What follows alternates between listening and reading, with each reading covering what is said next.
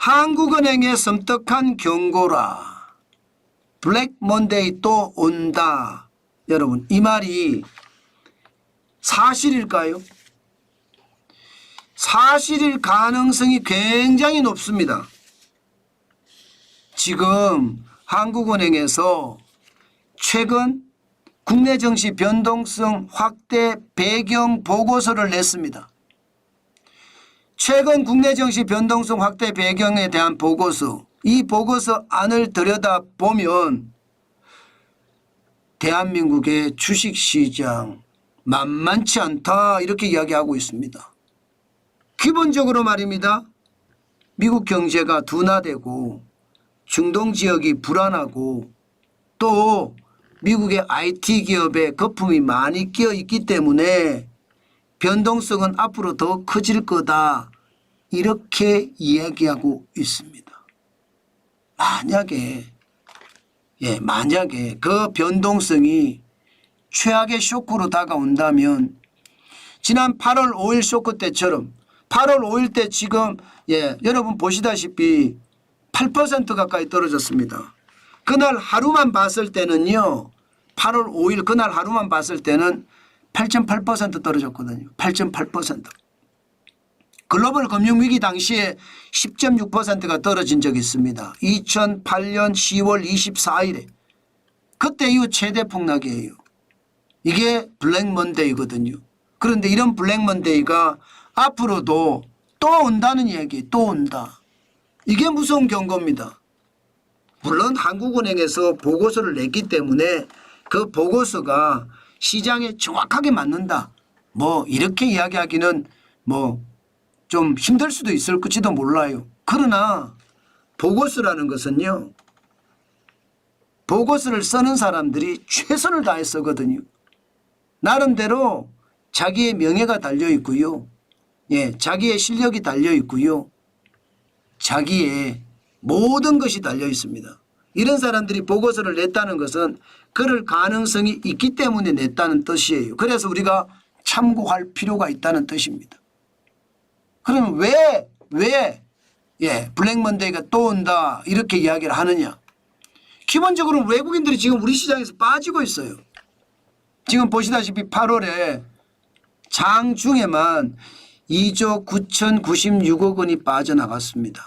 장중에만. 시간의 거래하고 합치면 이게 좀 줄어들 수는 있을 수 있습니다. 더 많아질 수도 있고요. 시간의 거래를 합치면.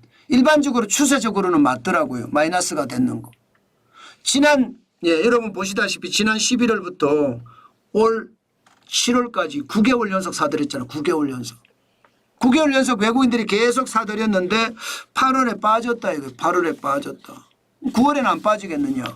9월은 일반적으로 시장 자체가 빠지는 달이에요. 그러니까 시장 자체가 8월 9월이 좀 처지는 달이거든요. 그런데 9월에도 만약에 외국인들이 판다 이러면 여러분 시장에 대한 위기감은 점점 커지고 한국은행에서 지금 경고하듯이 블랙 먼데이가 또 온다는 말도 저는 틀리지 않을 거라고 생각합니다. 게다가 금융투자소득세도 있습니다.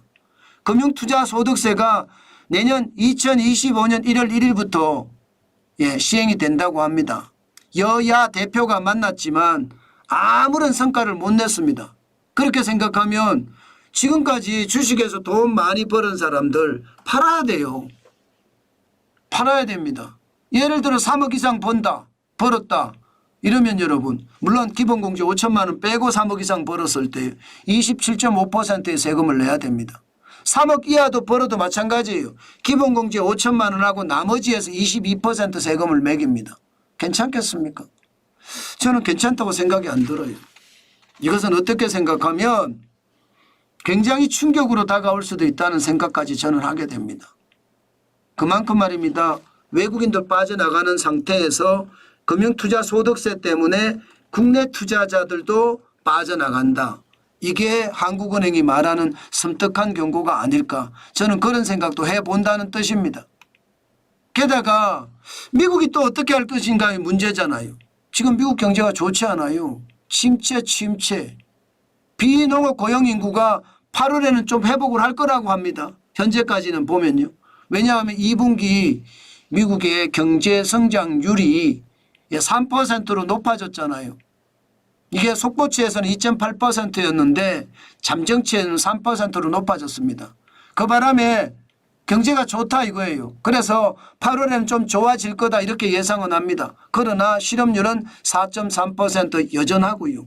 이 실업률이 계속해서 높아지면 미국 경제도 쉽지 않습니다. 계속 어려워질 수밖에 없어요. 그러니까 금리도 뭐 0.5%를 내린다는 둥 0.25%포인트를 내린다는 둥 왔다 갔다 하잖아요. 현재까지는 0.25%포인트를 내린다가 대세지만 중요한 것은요. 금리를 내리는 거예요. 0.5%를 내리든 0.25%포인트를 내리든 내린다는 사실이에요. 내린다는 것은 경기가 침체한다는 뜻이잖아요.